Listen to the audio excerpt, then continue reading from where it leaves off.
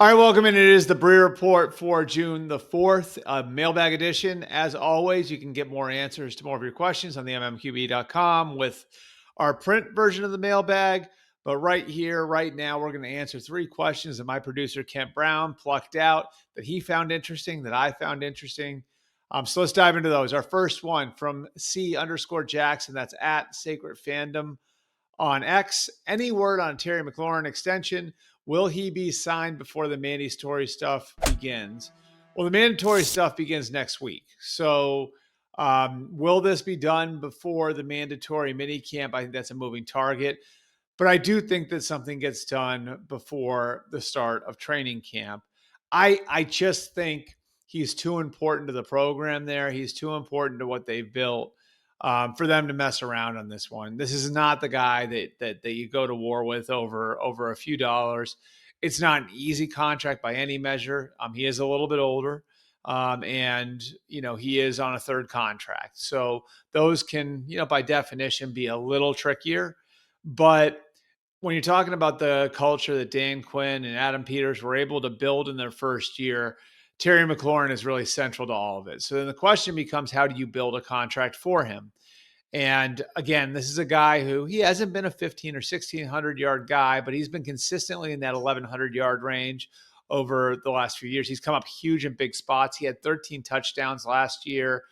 And then you look at the top of the receiver market and where that sits right now, and it's in a different spot than it was a year ago. You've got Justin Jefferson, of course, out there at $35 million per year. You've got CeeDee Lamb out there at $34 million per year. And here I think is the comp. It's DK Metcalf in Pittsburgh, and he's at $33 million per year. Now, DK Metcalf did a little bit of a different deal than he did for his second contract. His second contract was a 3-year extension. This is a 4-year extension. So he essentially gave the team a little bit more control to get the number he wanted. That's $33 million. So does that become the solution here? I'm not sure, but I'd be surprised if Terry McLaurin didn't do a deal that was over $30 million per year. I think he's earned it. Again, he's a captain. He's really important to what they're building there in Washington. He's really important to your young quarterback. He's going into a contract year. This is why it's smart to do a shorter term extension. And if you look back, the guys in that draft class, interestingly enough, Deebo Samuel is one of them who did a shorter deal, who did a three-year deal, now been traded to the Commanders, and he's in the final year of his deal. DK Metcalf did a 3-year deal. He's able to negotiate a new deal, and now Terry McLaurin is in that spot. Certainly I think the Commanders are going to endeavor to get something done before the start of training camp. Maybe it gets done before the mini camp, but I certainly think by the time we get to the middle of the summer, there is some sort of agreement to bring Terry McLaurin back. And I do think that he is going to be in that range, somewhere between $30 and $35 million per year.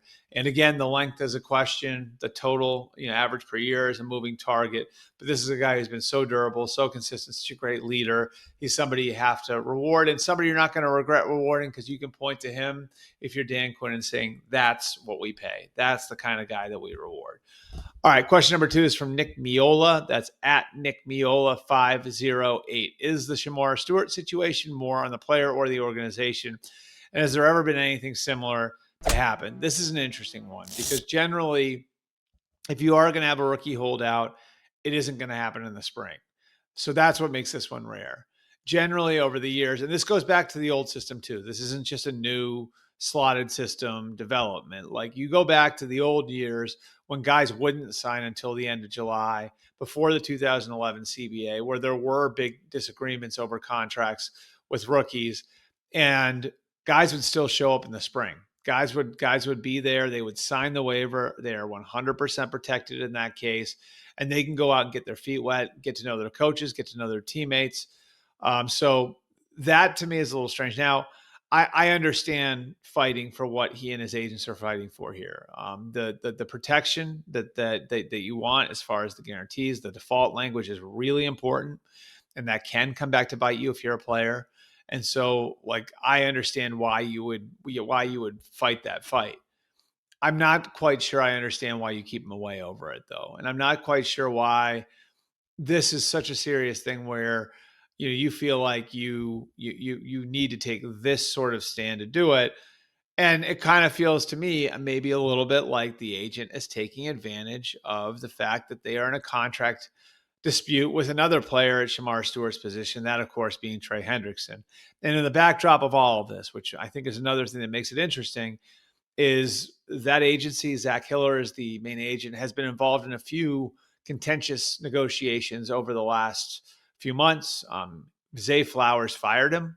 Now, Zay Flowers is going to be getting prepared to go and try to get a new deal when he's first eligible next year. So Zay Flowers walked away from Zach Hiller, and you also have the James Cook situation in Buffalo, which, of course, that's the one young player the Bills weren't able to get done. So it'd be impossible to look at this and not tie that to tie the Shemar Stewart situation to those situations, at least to some degree, because there's the same agent. Ultimately, I think they wind up getting it done.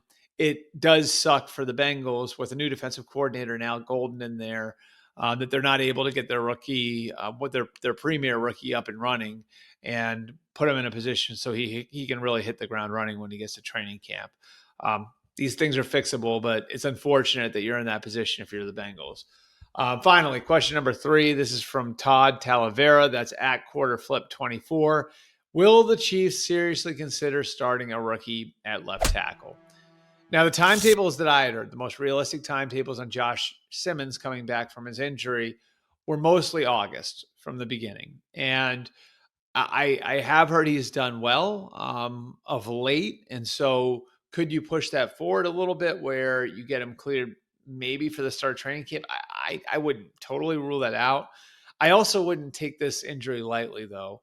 The torn patella tendon is a more serious injury, particularly for a big man, than a torn ACL.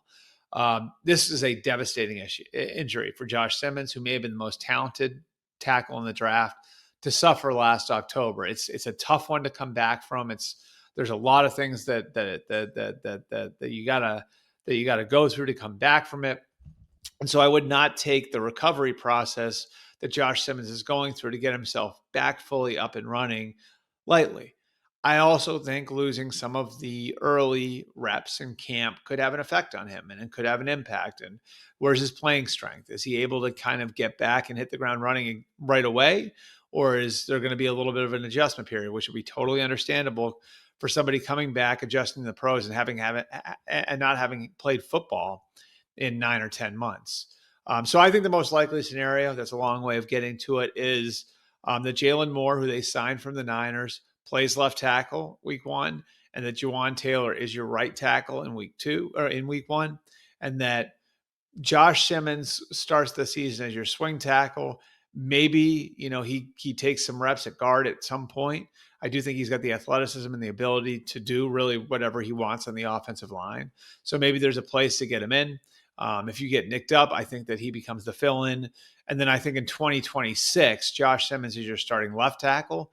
Jalen Moore is probably your starting right tackle, and Juwan Taylor is probably gone. At least I think that's, if you wanted to draw it up, would be the long-term way of looking at it. But I don't think that I don't think that if you're the Chiefs, you're in any sort of place where you feel desperate to force Josh Simmons back out there. And again, this is a very serious injury that he's coming back from, and one that I think they have to be careful with. Appreciate you guys coming out. As always, you can get me your questions, your feedback, whatever you got.